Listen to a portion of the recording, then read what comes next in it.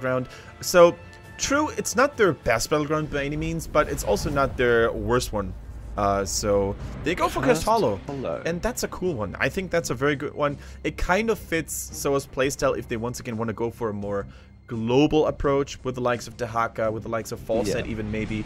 So I think ESTAR, out of all the top 3 teams like SBTC and ESTAR, ESTAR is the most susceptible ones to getting outplayed by global. Yeah, but here is the issue. ESTAR have a 100% win rate on this map compared to the 20.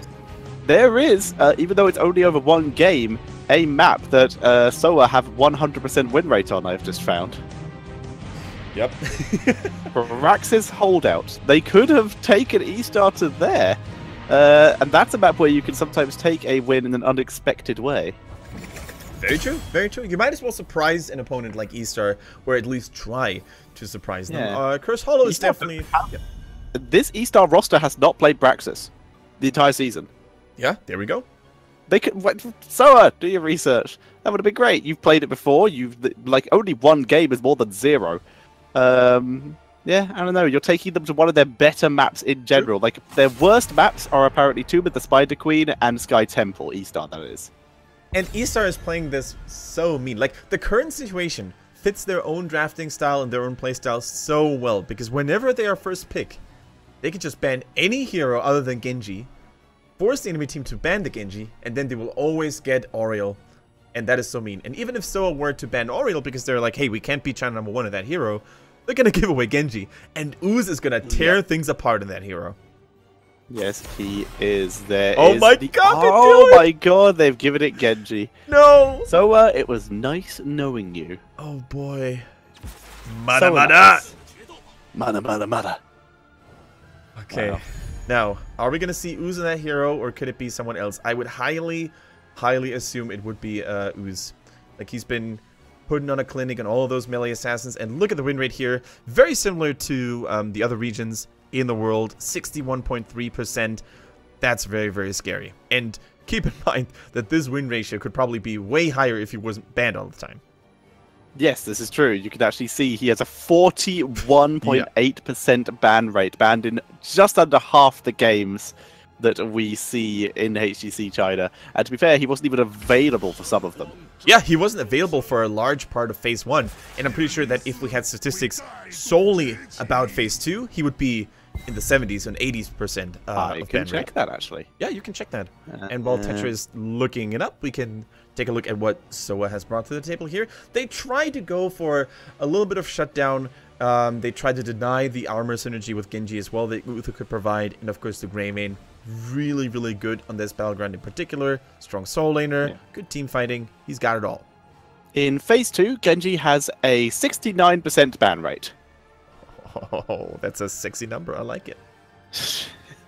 He also has a 27% pick rate. So basically, any game he's not banned in, he is picked, is what we have said. So almost he has a 97% inclusion rate in the draft. That's crazy.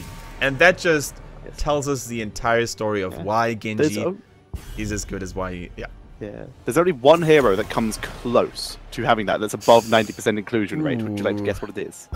In Phase 2 of HGC China. In Phase 2? Okay. Yes. Illidan. Nope. As an inclusion rate, as in picked or banned every draft. Uther? Correct. 95% Uther. Next highest after that is 87% Greymane. That's crazy. Yes, it is. Stats. They're cool. Yep. There we go.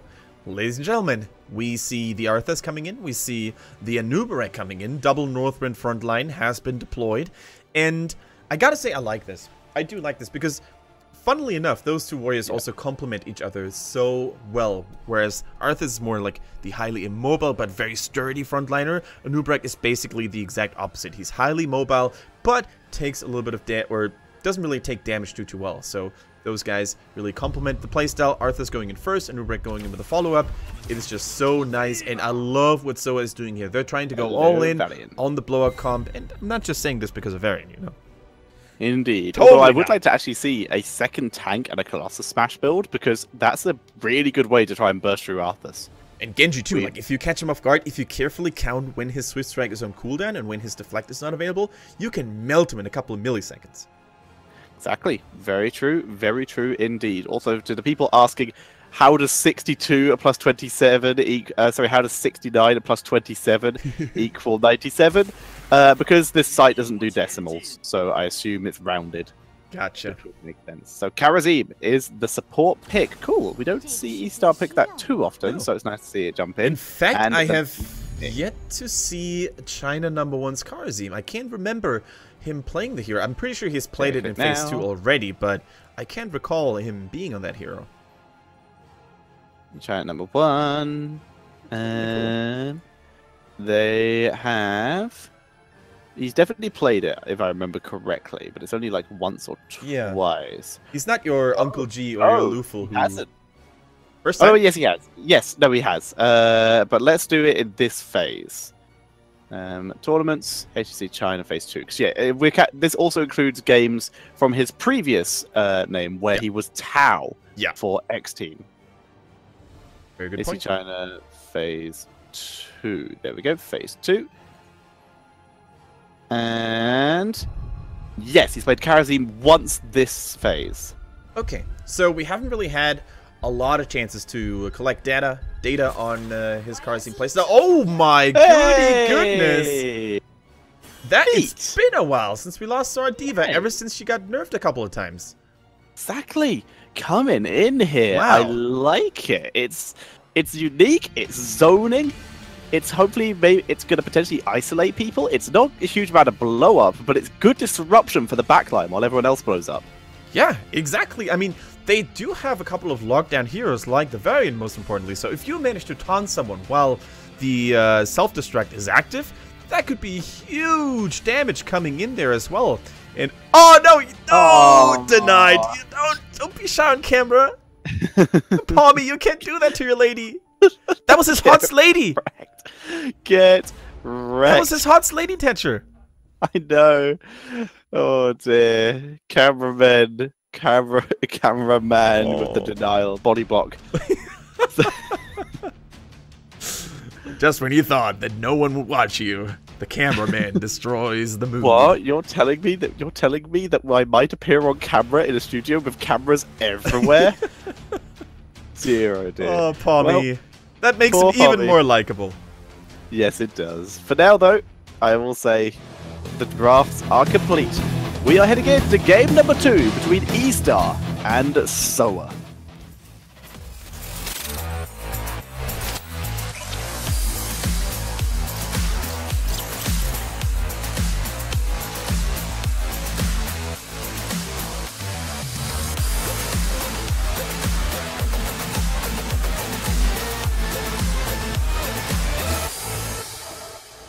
Alright, ladies and gentlemen, for the second time in this best of 2, we're gonna see ESTAR versus SOA on Curse Hollow this time around. On the left hand side on the blues, we have FZ on the Anubarek, China #1 on the Karazim, very excited about that. Good on Liming, Kid on the Gengu, and Ooze on Arthas. Whereas on the right hand side, it is going to be SOA with Fei on the Uther, Uncle G on the D.Va, Tag Ovo on the Falstad, Spark BZ on Varian, and Shy on the Greymane. Okay. And it's Colossus Smash.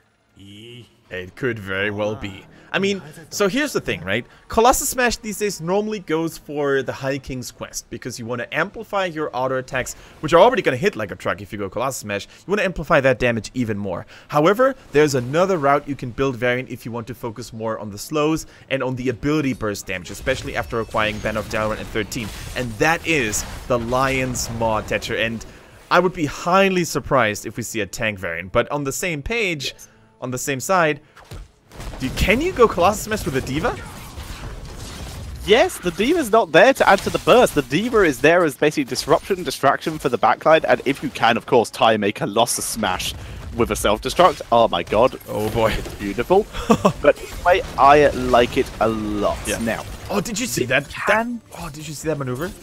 No. That was so cool. Like, Uncle G used his hit the Nitrous to basically intercept the Arcane Orb, while at the same time Shy was using his Worgen Form dash to escape it. That was such a cool mini play, but I love the coordination and the lightning reflexes here on the side of SOA too.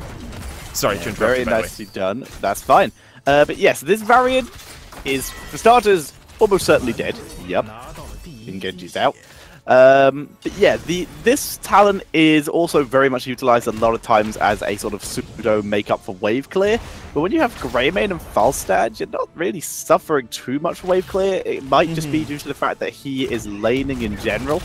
So it could be for that. There's still the chance of tank variant, but it's a rare talent to go over tank variant for sure. It is very rare these days. Absolutely correct. I mean, keep in mind that when you complete the lines more, your slow amount also gets increased. So you have a more powerful slow, and the duration is slightly longer as well. And that, what is Shy doing here? Gotta be careful about that Gengu. But what you need to keep in mind with this approach is that you do have strong AoE damage. While Tank Ovo says goodbye, you do have a stronger slow to keep people locked down and slowed while D.Va goes for the self-destruct. That might be another reason why they want to go for Lion's Mob. But still, I don't like the talent.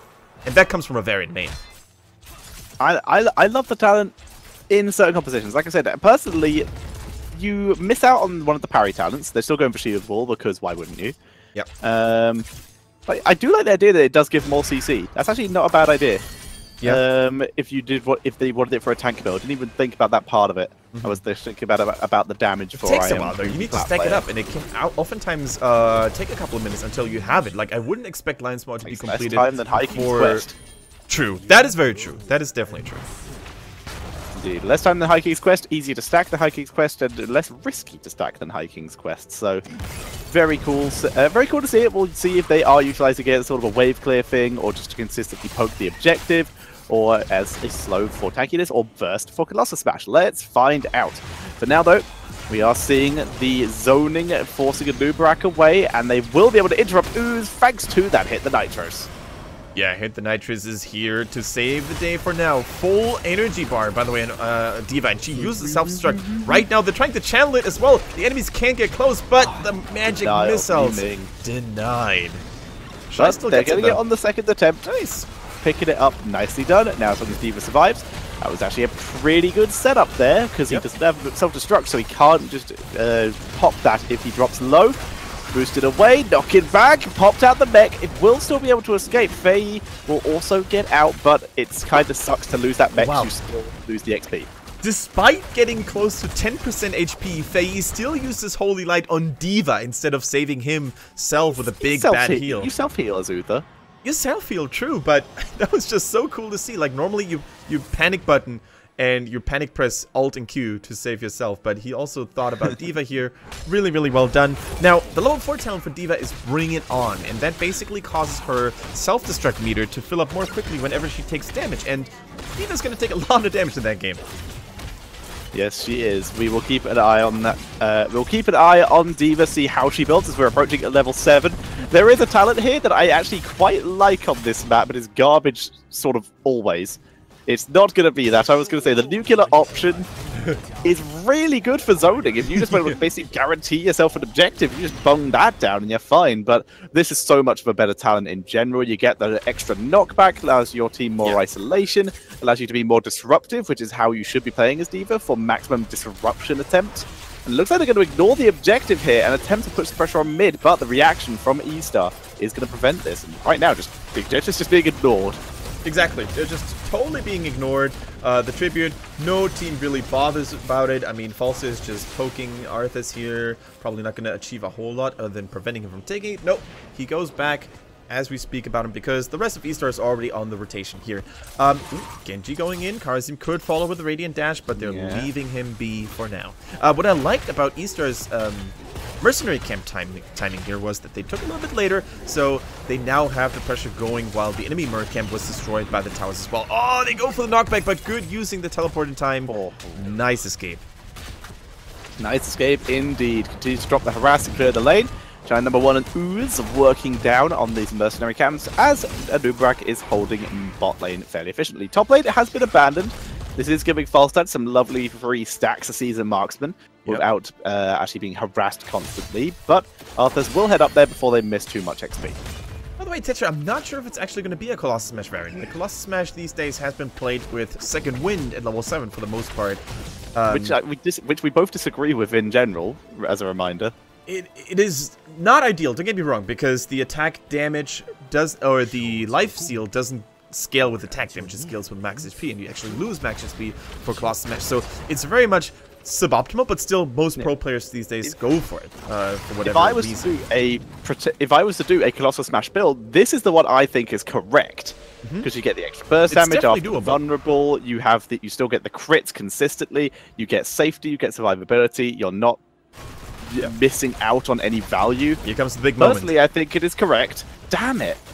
That would have been he went the correct build in my opinion, but it's still fine. It's still a good ability here. We also see the buddy hop coming in from Beaver. And that's already the beauty of multi-class heroes. I would really love to see more multi-class heroes in Heroes of the Storm, because you never know what to expect. Even when you think you've seen it all, there's still going to be players who surprise you with their own build variations, or should I say variations. So, hey. He's not got him! though, is he? I thought they just changed him to tank. No, he's still multi-class. Or, who do you mean? Varian. No, he's still multi-class. He's not a warrior. I thought there was a whole thing about them reclassifying him to tank a while ago.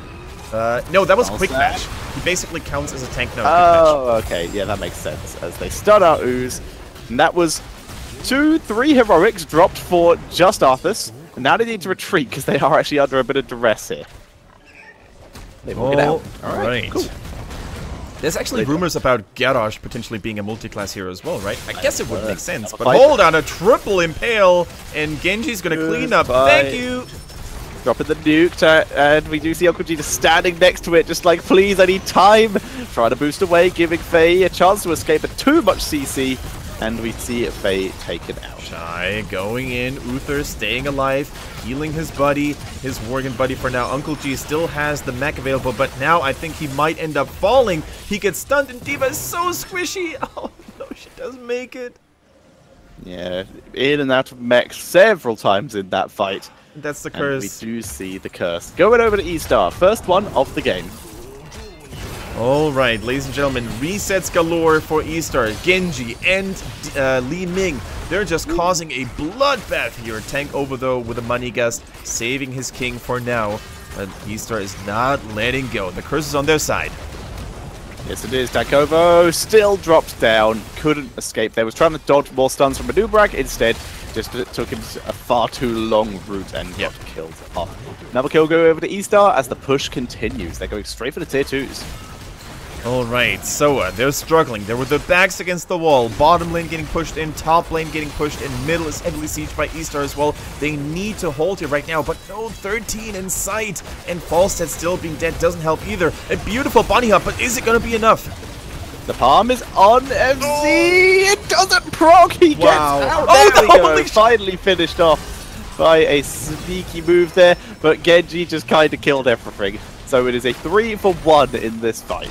Yeah, 3-for-1. The curse is still active for another 2 seconds. That should be the first keep of the day here against SOA. The Holy Shark, though, gets bonus swag points because that was a beautiful kill. And let's face it, Anubrek just deserved to die here. He was brought low so many times. Finally, a moment of success for SOA here. The fact I didn't proc the palm was either incredible luck or incredible play by SOA, where Anubrek was palmed that entire time, tunneled out, and then get zapped. It was super cool. Yeah. What do you make of D.Va's 13 talent Tetra, the emergency shielding? From what I've been seeing so far in the past, was either the expensive plating or the ablative armor. You're not going to get a huge amount of value from ablative armor on anything that isn't Arthas's E's, which you preferably don't want to be standing in. Maybe the shurikens, but yeah, you're right. Yeah, I think this is a... Because I assume Genji gets a reset from killing the mech. So I'm going to assume it's a denial on that. Okay. I think it's basically a good choice, given the fact that they've got double resets. As you said, the ablative armor probably not diminishing any damage except for the Frozen Tempest or maybe the Shuriken, but definitely not the big damage spells from Genji like the Swift Strike and, of course, Leaning Arc and Orb. So I think it's a good choice. It's a good choice for real. 16 against 14, though, that's not a good spot for SOA to be in. And look at that, they're not even trying to catch up. They're trying to force a fight here because I think they realized that Arthas was in the top and Genji in the bottom. Oh my god, take over! Like this! Just gets whiffed. No one's in position. There we go. Genji from the side. Getting CC'd, but he's in the backline, shredding through. Falset's already dead, looking for Shy. Maybe too deep. Kid in danger, trying to get out. And Genji gets taken out, but Spark BZ is in trouble as FC chases him in. No shield wall available, no protection right away. Delail, China number 1, turning it round, self-palm, beautifully executed. And we will see Uncle G dropping it down as well. Eventually, oh my god, he's out!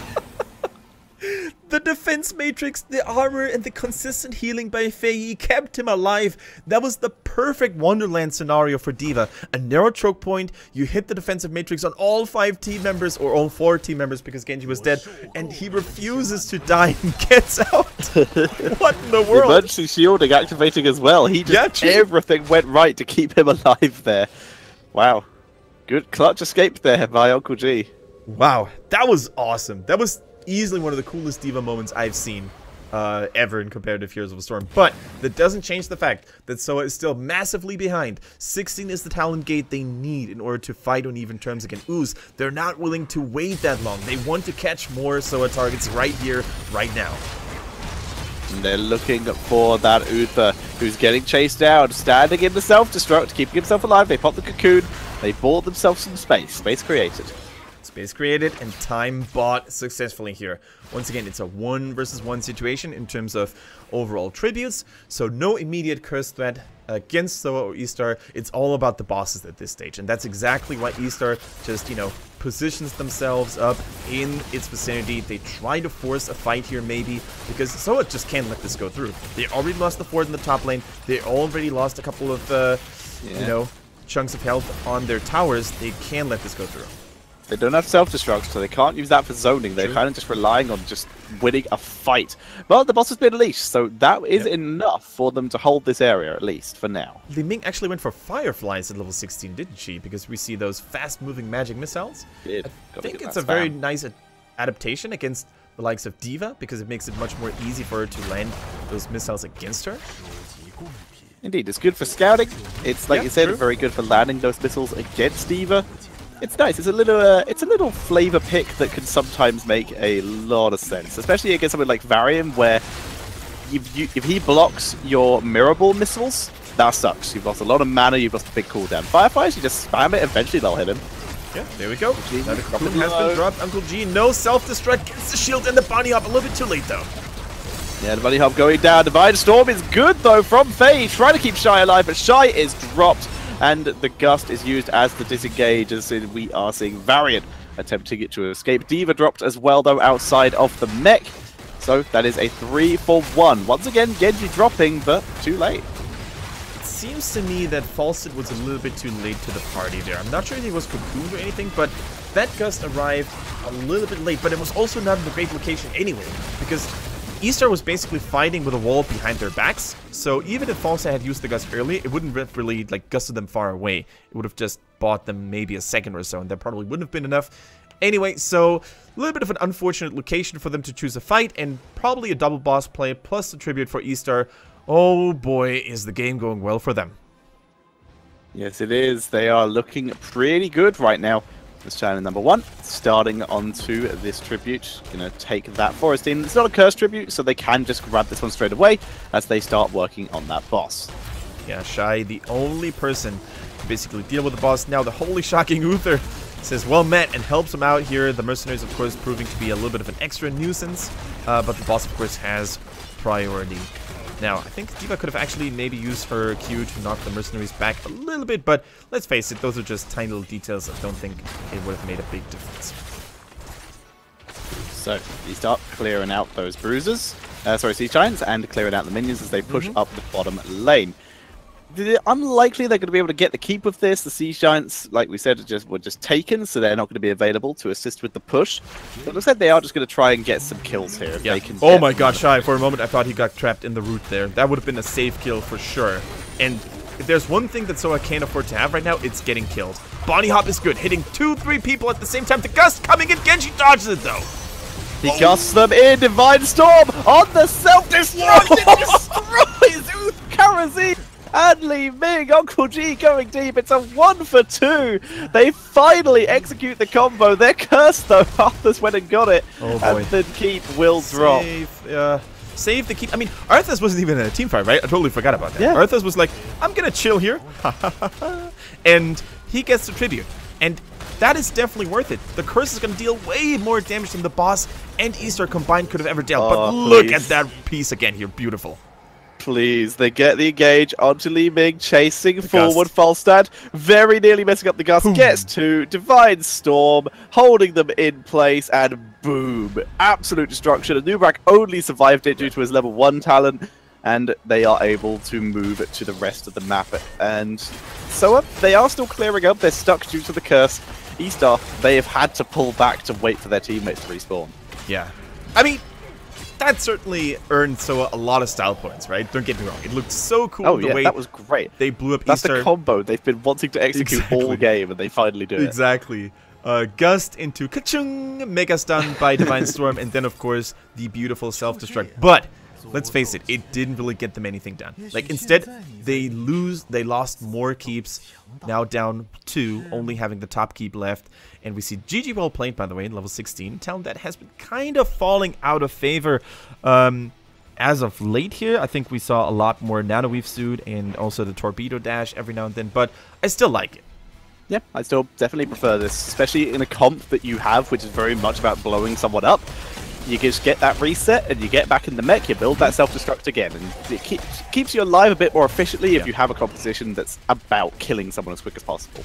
Especially against squishy targets like Genji and Li Ming, these empowered basic attacks can actually deal a surprising amount of damage if the opponents are not watching carefully. Now, level 20 has arrived. Keep in mind, guys, this game is not over just yet. True, SOA is with their backs against their walls, but one keep is still standing, and in the late game, one team fight is all you need to basically turn the odds and get the bosses, get the counter keeps. Let's see. SOA needs to win a lot of team fights from here, though. It's a long way. Yes, they do, but with level 20 available, Hunter's Blunderbuss, Demoralizing Shout, Mechfall, the Epic Mount, and Redemption. They have the tools they need. Oh, Marion they're waiting. went all the way, and he is now 1 Q away from being fully stacked. Shield wall protected by the way. Here comes the bunny hop, keeping himself alive. The mech might have to use the self-destruct, and he does do so. They turn it round. Huge damage onto Genji, who has to dash out, and that means Palm will not proc. He's basically out of this fight. Eva's back with another mecha, and she's going to try to absorb even more damage. And you were totally right, Tetra. That Divine Palm was basically a panic reaction, because I don't think ESTAR could have really measured or evaluated correctly how much damage that self-destruct would have dealt. And Genji was like, okay, I'm out of here. Give me everything you've got. I need healing, and right now. So good disengage by SOA, but also really, really well played by ESTAR. They don't have to overcommit at this point. All they need to do is play patiently, wait for the next bosses to spawn, and they can definitely win the game with those tools in hand. They don't need to go in for an all-out team fight. They do not. They just need to... ESTAR can just win with the objective. So we're going to try and remove another bit of a potential win condition by taking it this boss. Yeah, they need Put this. Some pressure on the top lane. They do need this. If it was to go in, yeah, there's still a keep in the way, but losing that last keep would be devastating to them. And they don't need this tribute at all. Like, curses are definitely something that SOA does not want to worry about. I mean, true, they already have one tribute, but the boss, as you said, Tetra, is so much more important. If they get Arthas now with a taunt, healing reduction is on from World Strike, but Arthas is a tanky piece, and the multi-stun here is going to be very useful for ESTAR. The Cocoon is down, no one's in range to deal with it. Ooze is dropping low, Divine Storm is popped, Uncle G is out, but he doesn't have enough for the self-destruct. Gets popped out of the mech, moving back into the back line of his team very nicely, but Genji shredding through all the AoE, beautiful patience there. Down goes Falstad off to the side, Shy is dropped too. The patience from Kid there is so good, and he's able to utilize it to maximum efficiency. Full team wipe, and that is going to be GG. Yeah. Even with Uther coming back because of his redemption talent, I don't think it's going to be enough. Catapults are already at the core, and I think it's just a question of time until ESTAR seals the deal here and gets the series 2-0. Well played by them. It was just a pleasure to see the double reset comp of Genji and Li Ming together in full action, but also kudos to SOA once again, putting up a good fight, putting on a good show, and I think we definitely want to see more D.Va in the future. Yes, we do. Would love to see more D.Va in the future. It was good. They made really good use of it in general. When they actually hit their wombo combo, oh my god, was that awesome. But yes, in a couple of those fights where SOA was actually able to bring it back, they basically were able to kill off Genji early in the fight. This time, Divine Storm was already used. D.Va was already out the mech and dropped a little low, and that's when Genji went in. He didn't exit. He began a fight with Dragon Blade. He ended it with one. Yeah, that's a very good way of saying it. Patience sometimes is all you need when playing Genji.